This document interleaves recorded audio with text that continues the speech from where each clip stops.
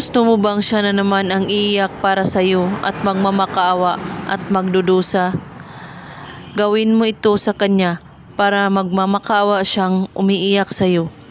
Mga kailangan sa ritual na ito: panulat, papel, buti at onion.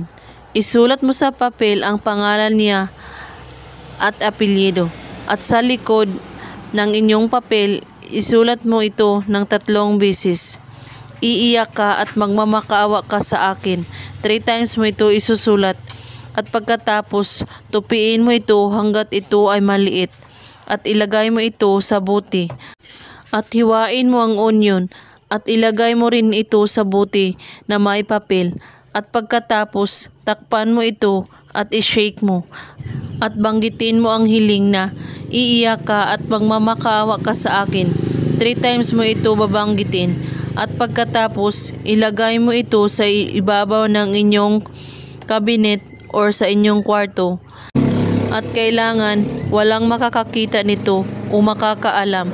Gawin mo ito kahit anong oras at araw, basta't buo ang inyong paniniwala sa paggawa at walang pagdadalawang isip at laging positibo sa ginagawa.